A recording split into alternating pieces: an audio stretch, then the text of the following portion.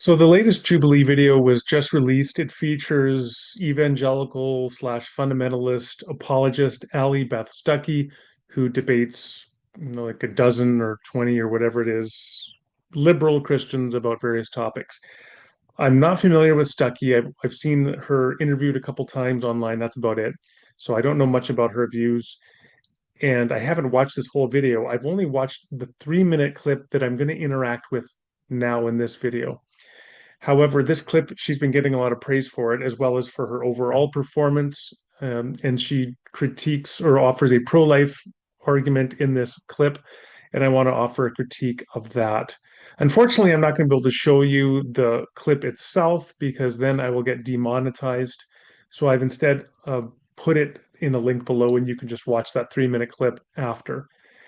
The debate that she has with this one gentleman here that she's just about to shake hands with is this topic: abortion is a grave moral evil. Her presentation is nice and straightforward. She says defines abortion as the intentional killing of a human being in the womb. And then she says, I believe that the intentional killing of an innocent human being is evil. And that includes the innocent killing of a human being in the womb. So abortion is evil, is the basic argument. Unfortunately, the her interlocutor, this gentleman, he did a very poor job of trying to present an argument back to her. So what I want to do in this video is make a couple points by way of a critical reply, what I would have said if I were debating with Stuckey. The first thing that I would have said is that I would have challenged her premise that it is always wrong to kill an innocent human life. On the contrary, I believe sometimes it is morally justified to kill an innocent human life. I agree with Stuckey that human life begins at conception, and so you have a human being from conception on throughout gestation. But sometimes I can give you an example now of when it is morally justified to, I believe, to kill an innocent human life. So here is the case of an ectopic pregnancy. This is an instance where an embryo embeds not within the uterus, but rather within a fallopian tube. And as it embeds within the fallopian tube, as it begins to grow in that area, eventually that process will kill both the fetus and the mother. And so, in an instance like this, doctors would go in and remove the embryo, which result in the death of the embryo. Now, note something, by the way. She defined abortion as the intentional killing of a human being in the womb or in the uterus. Well, the fallopian tube, in a case of an ectopic pregnancy, the embryo was not within the uterus, but rather within the fallopian tube. So technically, that would not qualify as an abortion under her framework here. And I don't know if that's intentional on her part or if she's just incautious. But I would define abortion as the killing of the human life at any point of gestation, irrespective of where it is. And given that people like Stuckey tend to be against things like the morning after pill, then I would think that they likewise would be opposed to, or would consider killing of the embryo in the fallopian tube to be abortion. Regardless, however, of whether she ultimately defines it as abortion or not, it clearly is an instance of killing an innocent human life. And yet, in this case, you are killing that innocent human life to save the life of the mother, and also knowing that that pregnancy, that child will ultimately die as well. This would be then a case where I think it is very plausible. In fact, I think it's you should have, in fact, have a moral obligation to remove the embryo and save the life of the mother, from which it follows that sometimes it is justified to kill an innocent human life.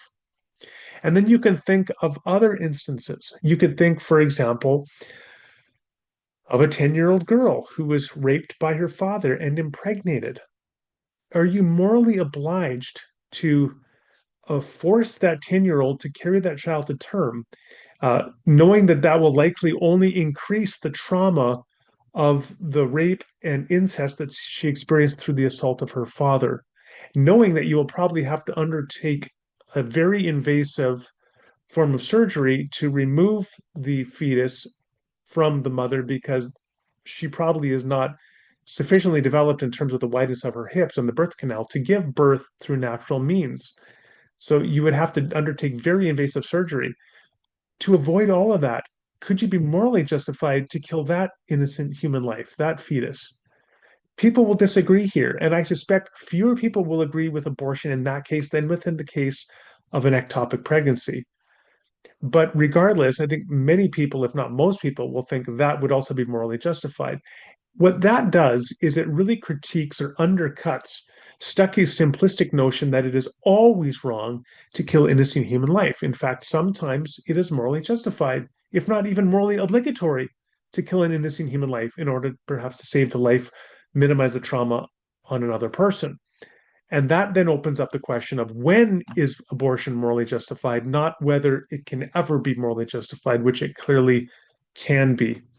The second thing that I would have wanted to point out is that there are very strong intuitions to support the claim that abortion increases in moral significance through gestation. And thus, the further you move on in pregnancy, generally speaking, the higher the moral obligation to protect the life of the fetus becomes, and the higher the threshold to morally warrant an abortion would become. And here's a simple thought experiment, which I've used before on this channel. So my apologies if you've seen my other discussions of abortion and you've seen this before, but it's worth repeating. So a fire breaks out in a fertility clinic. This is a thought experiment. A fire breaks out in a fertility clinic, and there are two rooms. In room A are 100 frozen blastocysts like this, which are about 8 days post-conception. So by Stuckey's definition and by mine, these would qualify as human beings. In room B down the hall, there is one infant, and you have time to go either to room A and save the 100 blastocysts or to room B and to save the one infant before fire sweeps through the building. Well, I think we all recognize the intuitive strength of the moral intuition that if given the choice between saving one life or 100, you ought to save 100 lives. From which it would follow that you would have a moral obligation to save the 100 blastocysts rather than the one infant. And yet, very few people I've ever met would say unequivocally that they would save the 100 blastocysts over the one baby. And what that tells me is that there is a recognition that over time in gestation, as the embryo slash fetus develops, becomes more and more fully human, then the moral significance of preserving that life and the moral weight of killing that life or allowing that life to die through in a fiery inferno increases over time. And that is a way of recognizing further the complexity of the debate over abortion, that the further you go on in gestation, the greater the moral weight of the abortion. And that honestly is not an issue that you can settle in a 3 minute exchange. Rather, what that invites us to is to recognize the moral complexity of abortion and to realize that people of goodwill and strong moral character can disagree on when an abortion may be morally justified.